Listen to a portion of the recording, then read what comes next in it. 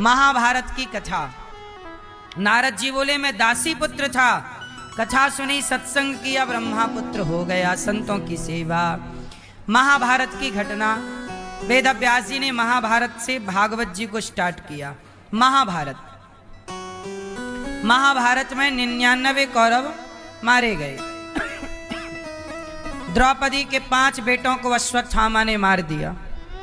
जब द्रौपदी के 5 पुत्र मारे गए तो अर्जुन अश्वत्थामा को पकड़ने गए। अश्वत्थामा ने ब्रह्मास्त्र चला दिया। भगवान की शरण में अर्जुन आए, प्रभु रक्षा करिए। अर्जुन बोले कृष्ण कृष्ण महाबाहो भक्तानाम भयंकरा त्वमेको दह्यमानाना मपवर्गोऽसि संस्रते। अर्जुन ने कहा प्रभु अश्वत्थामा ने मुझे मारने ब्रह्मास्त्र चला दिया। भगवान बोले तुम भी चलाओ। चलाया, दोनों ब्रह्मास्त्र शांत हो गए। अश्वत्थामा को पकड़ कर ले आए। महाभारत में ये अश्वत्थामा कौन है? ये किनके बेटा हैं? गुरु द्रोणाचार्य के पुत्र का नाम है अश्वत्थामा। अश्वत्थामा क्यों नाम है? अश्व की तरह इनका बल था, घोड़े की तरह बलशाली थे, इसलिए नाम पड़ा बलवान है। अश्वत्थामा ने ब्रह्मास्त्र चलाया, भगवान ने रक्षा की अर्जुन की। अच्छा, अर्जुन की रक्षा भगवान ना करते तो क्या महाभारत जीतना अर्जुन के वश में था? उत्तर, इसका मतलब क्या हुआ? महाभारत जीता किसने? अर्जुन ने या भगवान कृष्ण ने? कौन जीता? कौन जीता? हर लड़ाई भगवान जीतते हैं। बस बात यह है कि आप श्रेय स्वयं ले लेते हैं कि मैंने किया, जबकि मैं और आप कुछ नहीं करता, भगवान हमसे सब कराते रहते हैं। इसलिए जीवन में कोई भी विजय प्राप्त हो, ये मत कहिए कि मैंने ये पाया, ये प्रभु की कृपा से प्राप्त हुआ। किससे मिला? भगवान की ये कृपा है, वरना मेहनत तो बहुत करते हैं लोग। अर्जुन को घमंड हो गया जी मैं बड़ा। आपको पता है अर्जुन को घमंड हो गया।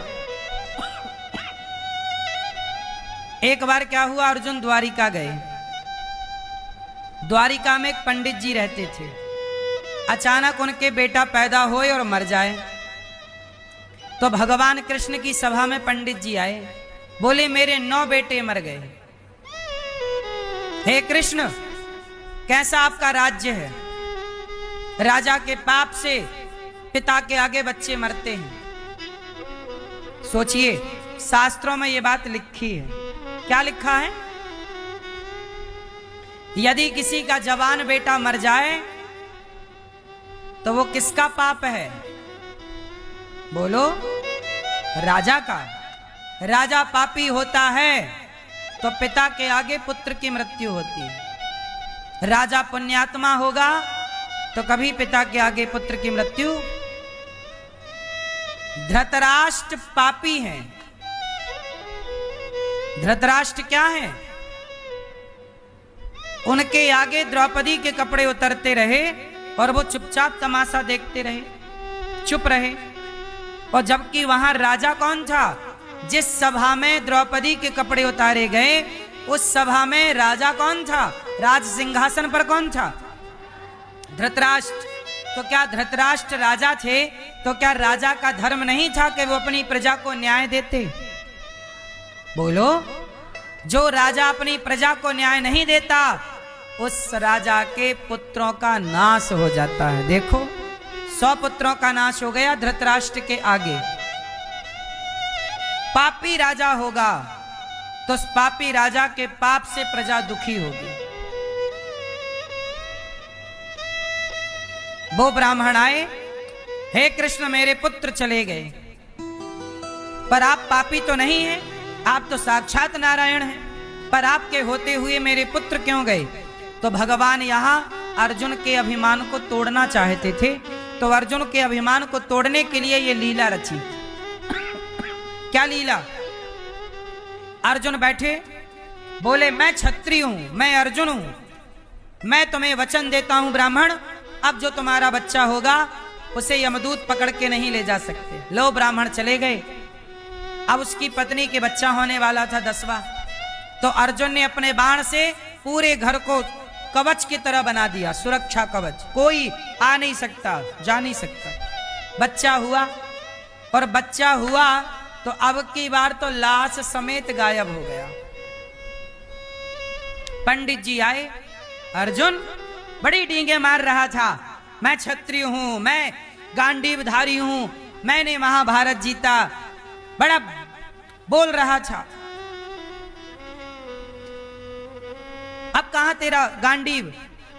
और अर्जुन का नियम था कि जो मेरे गांडीव को दुत्कारेगा या तो मैं उसे मार दूंगा या मैं स्वयं मर जाऊंगा। जो मेरे गांडीव को दुत्कारेगा। तो ब्राह्मण ने दुत्कार दिया कि कहां तेरा गांडीव, बड़ी बातें कर रहा था।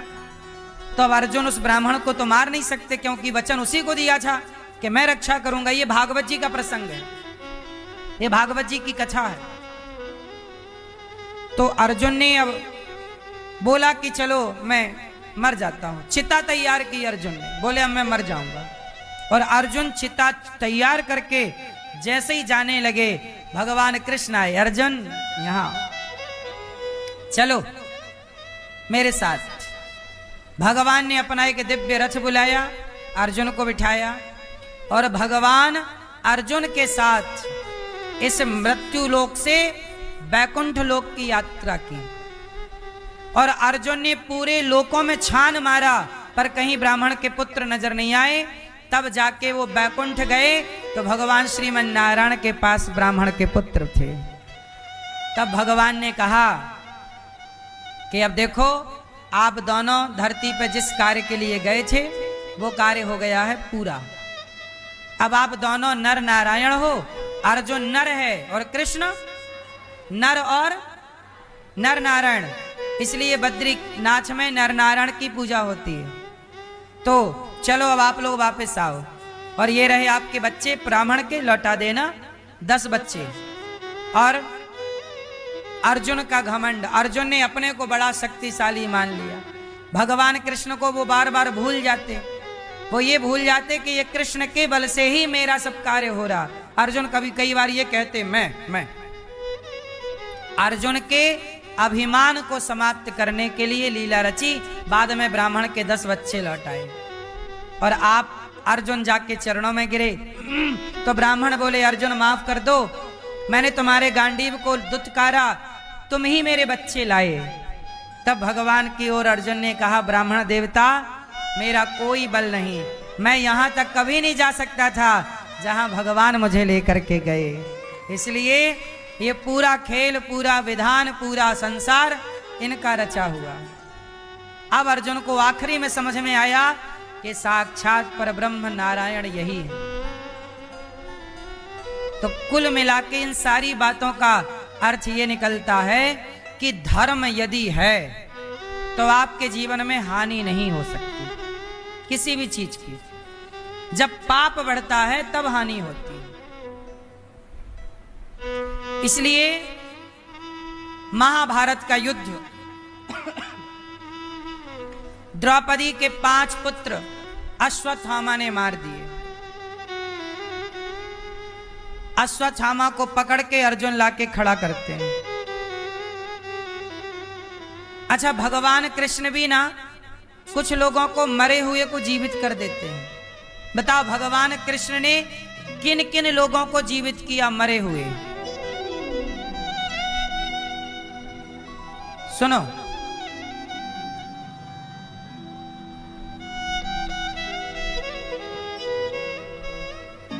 किन किन लोगों को जीवित किया? भगवान कृष्ण के गुरु थे सांदीपनी जी, उज्जैन। उनका बेटा मर गया था। उनके मरे हुए बेटे को भगवान ने जीवित करके उन्हें लौटाया। और माता देवकी के 6 पुत्र मार दिए कंस ने। पैदा हुआ और मार दिया, पैदा हुआ और 6 बेटे मारे कंस ने। देवकी माता को पता लगा कि कृष्ण मेरा बेटा है, तो देवकी माँ ने कहा कि तुम मेरे पुत्र को जीवित करो। तो मरे हुए पुत्र को भगवान ने जीवित कर दिया। देवकी माँ के 6 पुत्रों को भगवान ने जीवन दान दिया। तो गुरु जी का बेटा और देवकी माँ के 6 पुत्र और अपने मित्र ग्वाल वालों को तो कई बार जीवन दिया है, वो तो अनंत है। पर मुख्य 7 लोगों को भगवान ने जीवित किया है, जो मर चुके थे, नेचुरल मर गए थे, लाश भी नहीं बची थी, हड्डी नहीं बची थी, पर उन्हें जस का तस जीवित किया। अब एक बात बताओ, जो भगवान गुरु जी का बेटा जीवित कर सकते हैं, देवकी माँ के 6 पुत्रों को जीवित कर सकते हैं, जब भगवान कृष्ण के भांजे मारे गए महाभारत में, अभिमन्यु, कौन मारा गया? जब अभिमन्यु की मृत्यु हुई तो भगवान चाहते तो अभिमन्यु को जीवित कर सकते थे कि नहीं? क्यों मैया? मैया कर सकते थे कि नहीं? बोलो हाँ। क्यों नहीं किया? अभिमन्यु कौन है? भगवान कृष्ण के सगे, किसके बेटे हैं? किसके? सुभद्रा। सुभद्रा कौन है? भगवान कृष्ण की सगी बहन। चाहते तो अभिमन्यु को बचा लेते, क्यों नहीं बचाए? आपसे सवाल है, क्यों नहीं बचाए? जब गुरु जी के बेटे को बचा सकते हैं, अपनी माँ के 6 पुत्रों को लौटा सकते हैं, तो बहन के बेटे को भी लौटा सकते थे, क्यों नहीं लौटाए? क्यों? क्यों मैया? हो गया डिस्कशन, अब बताओ क्यों नहीं लौटाए? क्या डिस्कस किया आपने? सुनो, भगवान चाहते तो बचा लेते, पर भगवान ने इसलिए नहीं बचाया क्योंकि यदि महाभारत के समय पर अभिमन्यु को बचा लेते तो गांधारी माता दबाव बनाती कि हे कृष्ण, तुम हमारे पुत्र जो मर गए इस महाभारत में लौटाओ। फिर किसे मना करते? फिर भगवान पे आरोप क्या लगता? वाह, अपने भांजे को बचा लिया और मेरे बच्चों को नहीं बचाया। तो भगवान पर कौन सा आरोप लग जाता? पक्षपात का। अभिमन्यु की आयु इतनी ही थी और वो इतनी लीला के लिए ही भगवान ने उन्हें इस धरा पर भेजा था, केवल इतने के लिए। अभिमन्यु की मृत्यु ना होती तो पांडव कभी महाभारत ना जीतते। ये बात सही है कि गलत है? सही है कि गलत है? कैसे? कैसे सही है? हाँ, क्योंकि अभिमन्यु को कौरवों ने छल से मारा था, तो छल की शुरुआत किसने कर दी? कौरवों ने। जब कर दी तो भगवान को बहाना मिल गया, तुमने किया है, अब हम तुम्हारे साथ छल करेंगे। इसलिए हमारे कन्हैया छलिया भी हैं। जो छल करेगा उसके साथ छल होगा, जो छल नहीं करेगा उसके साथ। हाँ, तुमने क्यों किया? अब सुनो, अभिमन्यु को सबने मारा मिलके, जबकि युद्ध का नियम था एक योद्धा से एक ही योद्धा युद्ध करेगा। योद्धा के हाथ खाली होंगे तो उस पर कोई प्रहार, लेकिन ये सारे नियम अभिमन्यु के टाइम पर तोड़ दिए गए। अभिमन्यु को मारा गया। बोलो हाँ। यहां तक कि एक अभिमन्यु से 7 महारथियों ने युद्ध किया, जबकि ये युद्ध के नियम के विरुद्ध था। जब अभिमन्यु मर गए तो मरे हुए अभिमन्यु के सिर पर लात मारी थी जयद्रथ ने। ये सारे युद्ध के विपरीत नियम थे। भगवान ने कहा अच्छा मार दो मार दो मार दो। मर गए अभिमन्यु। अब आओ, अब खेल शुरू हुआ। क्या खेल हुआ? गुरु द्रोणाचार्य उस समय सेनापति थे जब अभिमन्यु मारे गए। तो गुरु द्रोणाचार्य को क्या छल किया गया, झूठ फैला दिया गया। अश्वत्थामा मारा गया। अश्वत्थामा, जबकि अश्वत्थामा नहीं मारे गए, अश्वत्थामा नाम का हाथी मारा गया था। तो गुरु द्रोणाचार्य को पता चला कि बेटा मारा गया। उन्होंने अपना धनुष छोड़ दिया। तब धृष्टद्युम्न ने आकर के गुरु द्रोणाचार्य जी की गर्दन उड़ा दी। बोलो हाँ। अब बताइए ये मृत्यु सही है या गलत है? बोलो भाई, है तो गलत, छल से मारा गया। लेकिन सवाल गुरु द्रोणाचार्य पर है आरोप कि आपने जब अश्वत्थामा, जब आपके सामने आपकी सेनापति के नीचे जब अभिमन्यु को मारा जा रहा था, छल से गलत से क्यों नहीं रोका? आप तो सेनापति थे, आपका पावर था, क्यों नहीं रोका कि भाई ये युद्ध के नियम के विपरीत है? तो फिर जब आपने नियम तोड़ा है, अधर्म आपने किया है, अधर्म से आपने मारा है, तो आप भी अधर्म से मरने के लिए तैयार हो जाइएगा। धृष्टद्युम्न ने सिर काट दिया। अधर्मी को अधर्म से मारना ही धर्म है, यही कृष्ण की नीति है। गुरु द्रोणाचार्य ने एक गलती और की थी। क्या? गुरु द्रोणाचार्य जी ने इनकी विद्या पाली थी एक एकलव्य नाम के बच्चे ने। तो एकलव्य का क्या मांगा? जोर से आप बताइए, क्या ये शिक्षक का धर्म है कि आप किसी विद्यार्थी का अंगूठा मांग लें? बोलो। तो गुरु द्रोणाचार्य जी ने एकलव्य के साथ न्याय किया कि अन्याय?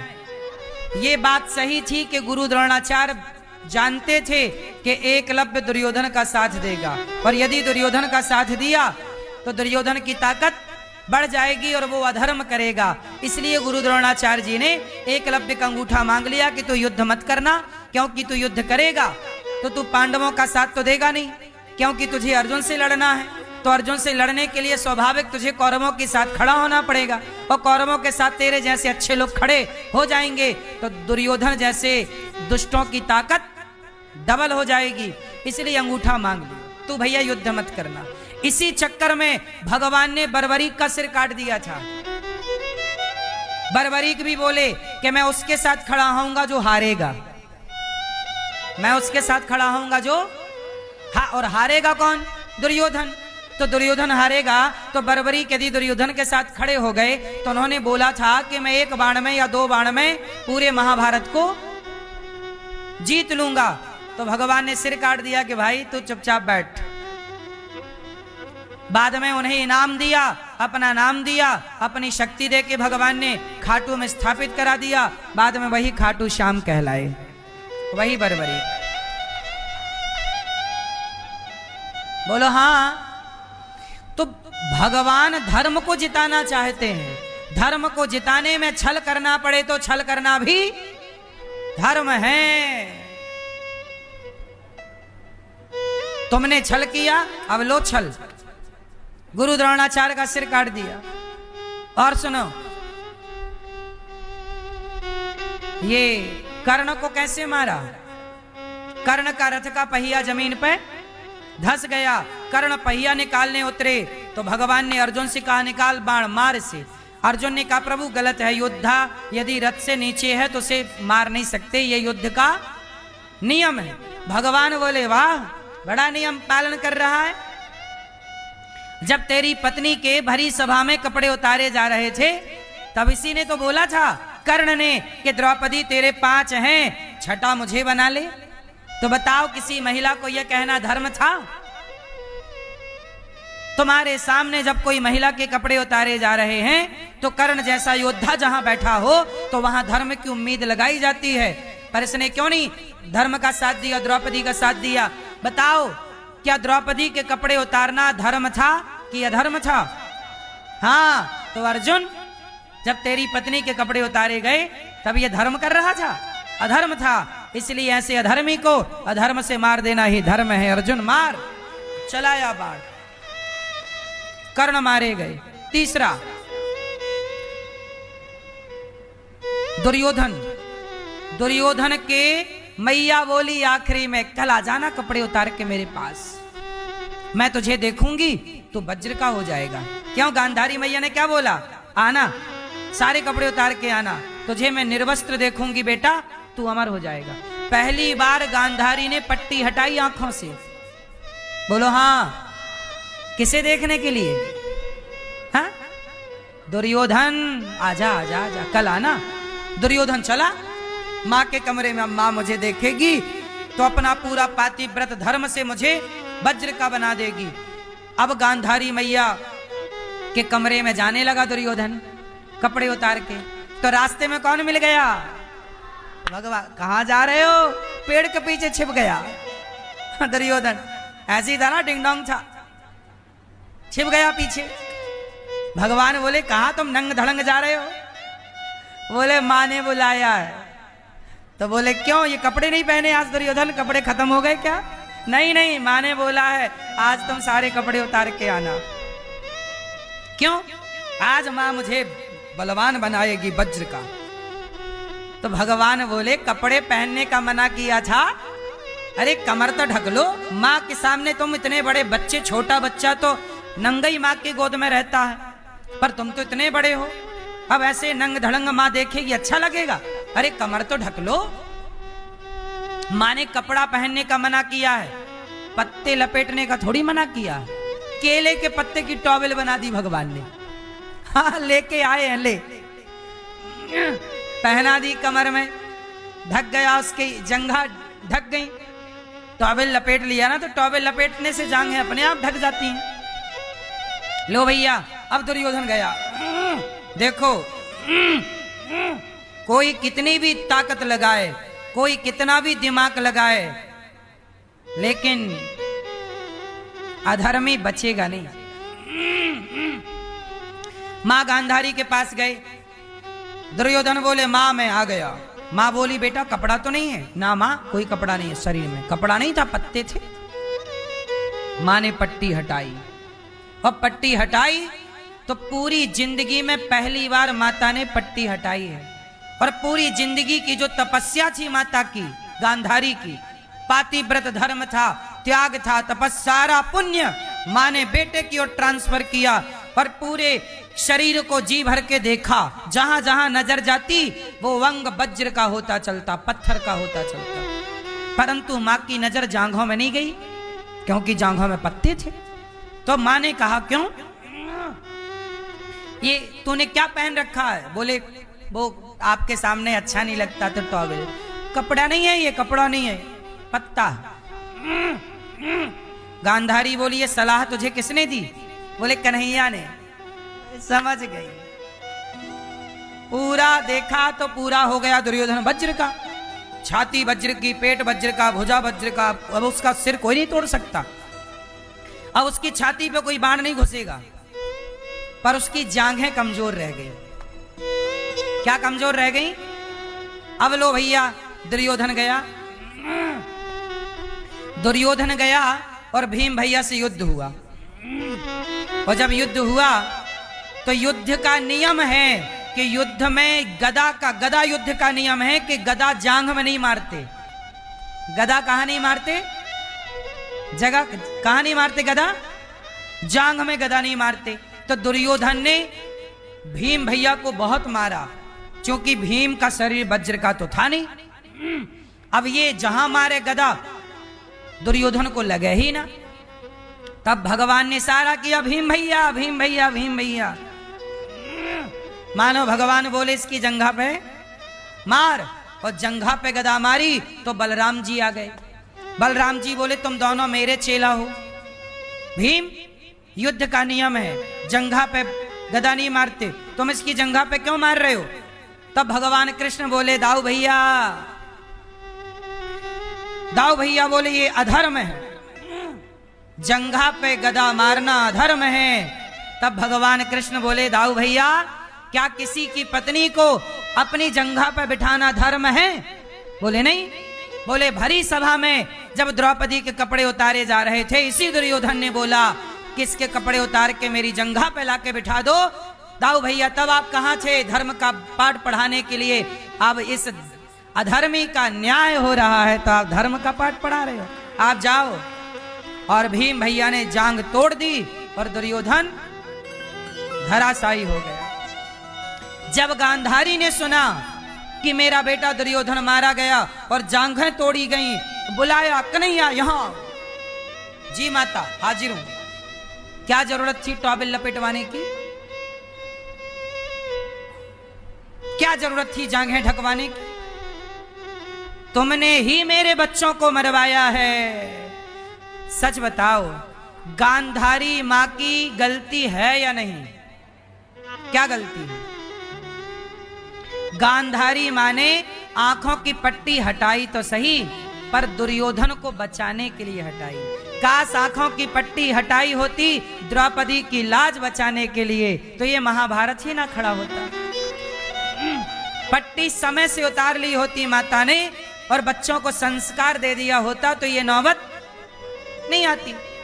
श्राप दे दिया, शाप दिया, जाओ कन्हैया, जैसे हमारे बच्चे आपस में लड़के मर गए, हम तुम्हें शाप देते हैं कि तुम्हारा परिवार भी आपस में लड़के, तुम्हारा वंश भी आपस में लड़के। तो गांधारी ने शाप दिया, इसलिए भगवान कृष्ण के आखिरी में 56 करोड़ यदुवंशी आपस में लड़के समाप्त हुए, क्योंकि ये माता गांधारी का शाप था। केवल एक बचा था, भगवान कृष्ण के पुत्र प्रद्युम्न, प्रद्युम्न के अनिरुद्ध, अनिरुद्ध के वज्रनाभ। एक को छोड़ के बाकी सारे यदुवंशी आपस में लड़के समाप्त हो गए थे।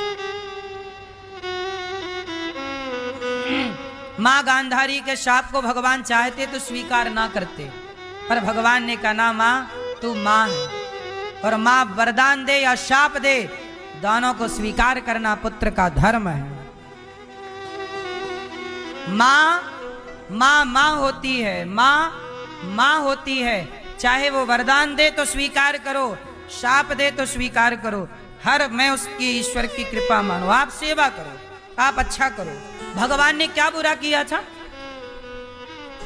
जब दुर्योधन गलत करता था तब गांधारी नहीं बोली एक बार, और जब गलत को दंड मिला तो रोने लग गई।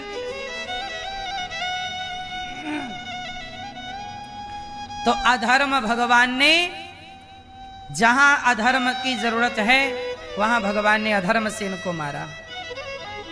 तो बताइए, भगवान कृष्ण सही हैं या गलत है? अधर्मी को अधर्म से मारना धर्म है। अश्वत्थामा ने द्रौपदी के 5 बेटे मारे। द्रौपदी के सामने अश्वत्थामा को लाकर खड़ा किया गया। द्रौपदी 5 बेटों का हत्यारा सामने है, जो दंड देना चाहो दे दो। बोले से छोड़ दो। द्रौपदी कह रही है छोड़ दो, क्योंकि द्रौपदी मां है, और मां भला किसका बुरा करती है? इसलिए कहता हूं, अपने मां की सेवा करो, कभी अपने मां का दिल ना दुखाओ। आज गौरी गोपाल आश्रम में 310 माताओं की सेवा होती है। माओ की सेवा करके हमें अच्छा लगता है। आपसे भी प्रार्थना है कि आप भी न माओ के बेटा बनकर, बेटी बनकर भोजन का सहयोग जरूर दीजिएगा इस श्राद्ध पक्ष में, और आप भी अपनी माँ के लिए सोचिएगा, तू कितनी अच्छी है, तू कितनी भोली है, प्यारी प्यारी है ओ माँ, ओ माँ, ओ माँ, प्यारी माँ, तू कितनी अच्छी है, तू कितनी भोली है, प्यारी प्यारी है ओ माँ, ओ माँ,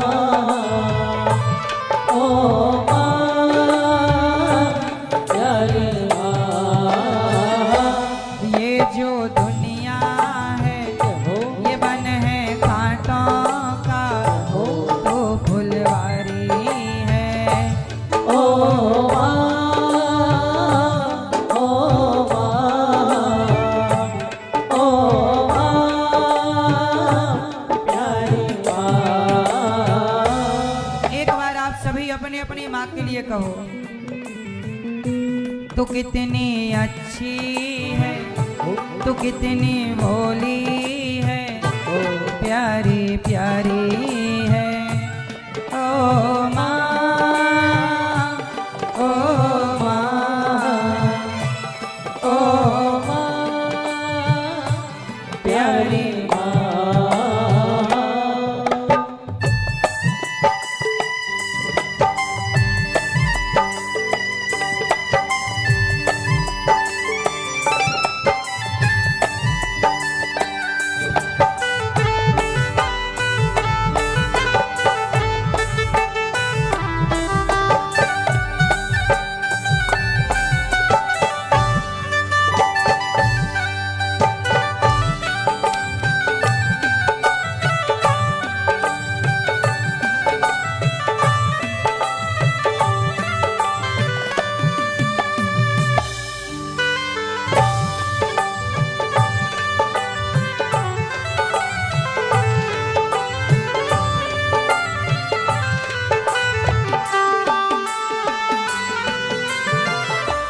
दुखन लागी है माँ तेरी अखियाँ, दुखन लागी है माँ तेरी अखियाँ,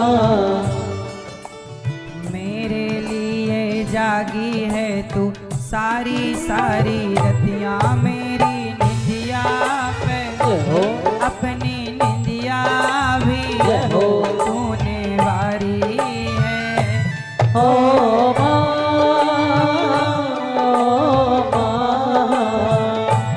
ओ माँ, प्यारी माँ।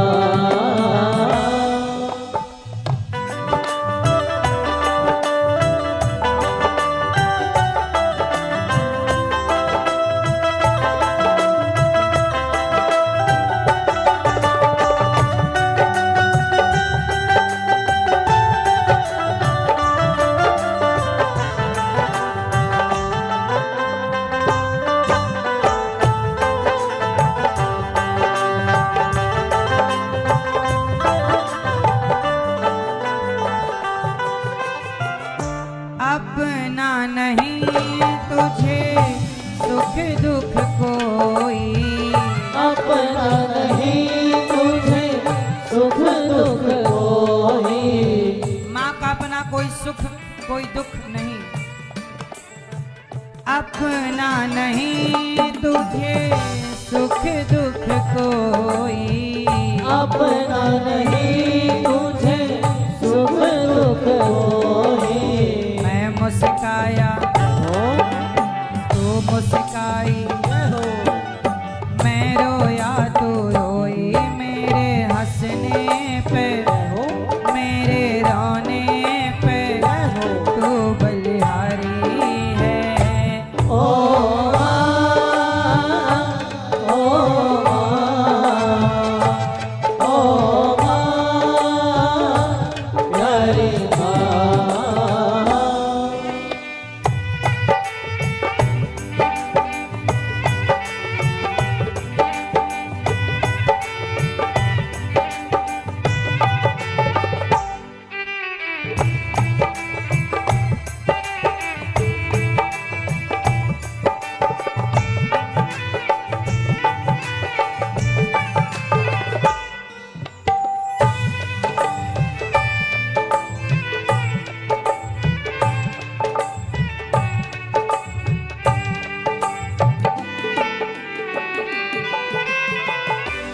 माँ बच्चों की जान होती है, माँ बच्चों की जान होती है। माँ बच्चों की जान है। कितना लाड़ करती है माँ, किस तरह पाल पोस कर बड़ा करती है माँ। और वही बच्चे जब बड़े हो जाते हैं तो कुछ बच्चे क्या कहते हैं माँ से, पिता से, तुमने हमारे लिए किया ही क्या है। इसलिए कहता हूं कभी टाइम मिला करे तो माँ की आरती जरूर उतारा करें। हो लेके पूजा की थाली, ज्योत मन की जगाली, तेरी आरती पैवारूं भोली माँ। तू जो दे दे सहारा सुख जीवन का सारा, तेरे चरणों पे वारूं भोली माँ। हो माँ, हो माँ, हो माँ, हो माँ। लेके पूजा की थाली जोत मन की जगाली, तेरी आरती उतारूं भोली माँ। तू जो दे दे सहारा सुख जीवन का सारा, तेरे चरणों में वारूं भोली माँ। हो माँ, हो माँ, हो माँ, हो माँ। माँ बच्चों की जान होती है, माँ बच्चों की जान होती है। वो होते हैं किस्मत वाले जिनकी माँ होती है। कितनी सुंदर है हो कितनी शीतल है, हो प्यारी प्यारी है। ओ माँ, ओ माँ, ओ माँ, प्यारी माँ। ओ माई मेरी, ओ माई मेरी क्या फिक्र तुझे, क्यों आँख से दरिया बहता है। तू कहती थी तेरा चांद हूँ मैं, और चांद हमेशा रहता है। तेरी मिट्टी में मिल जावा, गुल बन के मैं खिल जावा, इतनी सी है दिल की आरज़ू। तेरे खेतों में लहरावा, तेरी नदियों में बह जावा, इतनी सी है दिल की आरज़ू। ओ माँ, ओ माँ, ओ माँ, प्यारी माँ। खुशियों का दिन आया है, माँ ने मुझे बुलाया है। आज मुझे मेरी माँ ने बेटा कह के बुलाया। मेरी माँ, मेरी माँ, माँ, मेरी माँ, माँ, मेरी माँ, माँ, मेरी माँ। तू कितनी अच्छी है, हो तू कितनी भोली है, हो प्यारी प्यारी है। ओ माँ, ओ माँ, ओ माँ, प्यारी माँ।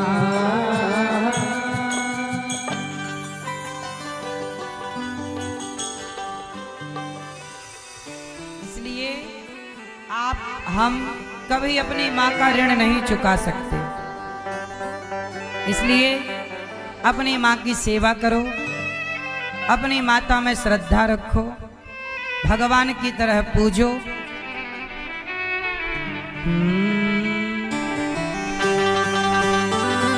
हम संसार में किसकी बदौलत आए?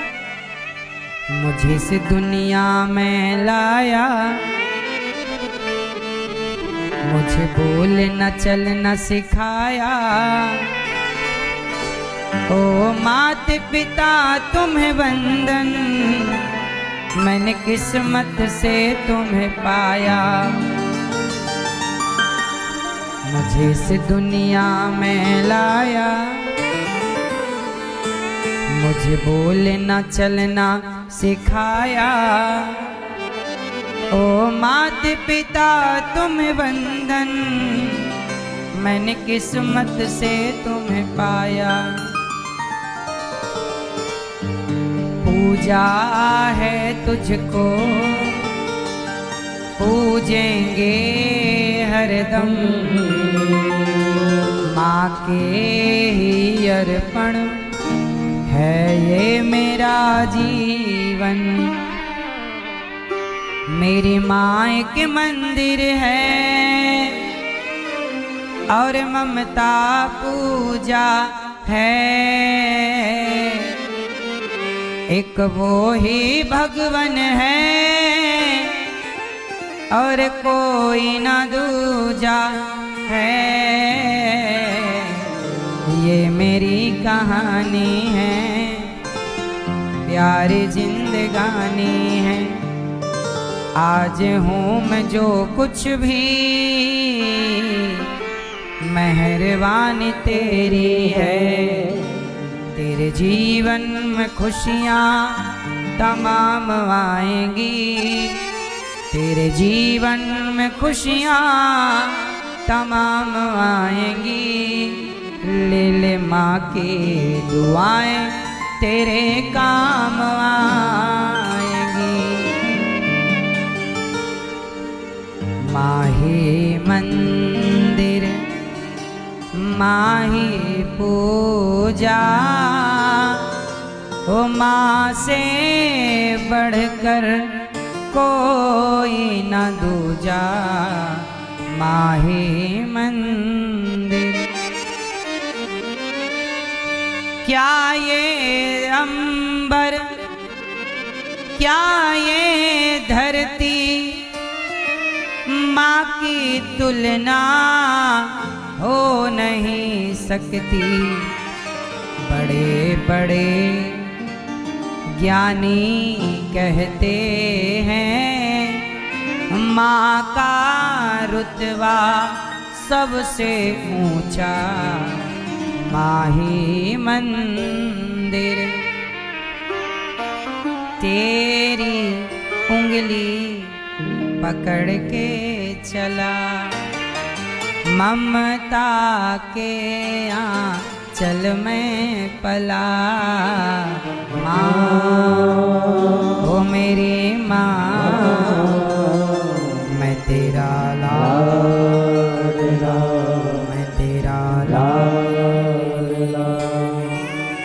बन के तेरा साया मैं तुझको थाम लूं, उठ के पहले प्रभु से मैं तेरा नाम लूं। बन के तेरा साया मैं तुझको थाम लूं, उठ के पहले प्रभु से मैं तेरा नाम लूं। रखूं तुझे पलकों तले, पूजा करूं तेरी, तेरे सिवा तू ही बता क्या जिंदगी मेरी। मैं तो तेरे सपनों के रंग में ढला, तेरी उंगली पकड़ के चला, ममता के आंचल में पला। माँ ओ मेरी माँ, मैं तेरा लाडला, मैं तेरा लाडला। आप किसकी उंगली पकड़ के चले हैं? हाँ, तो जब माँ की उंगली पकड़ कर चले हो तो माँ को छोड़ ना देना मेरी माँ। आप भी माँ हो और आपकी सास भी माँ है, तो एक माँ दूसरी माँ की कदर नहीं करेगी तो फिर माँ की इज्जत करेगा कौन? पुरुष स्त्री की कदर करता है माँ बहन बेटी के रूप में। पुरुष स्त्री का सम्मान करता है, पुरुष देवी मानता है। पर सच बताओ, स्त्रियां स्त्रियों का सम्मान जिस तरह करना चाहिए उस तरह करती हैं? बोलो, सच बताओ, स्त्री का दुश्मन पुरुष ज्यादा है कि स्त्रियों के दुश्मन स्त्री ज्यादा है? ज्यादा कौन है? पुरुष भी कई बार जिंदा जला देता है स्त्रियों को, तो ये भी गलत है। पर अधिक मात्रा में स्त्री का दुश्मन कौन है? कौन कौन? जोर से। स्त्री का दुश्मन, स्त्री का दुश्मन पुरुष नहीं है। स्त्री का दुश्मन, स्त्री का दुश्मन स्त्री ही है। कैसे? किसी भी सास को वृद्धाश्रम नहीं जाना पड़ेगा यदि उस घर की स्त्री, बहु रूपी स्त्री अपनी सास का ख्याल रखने लग जाए तो।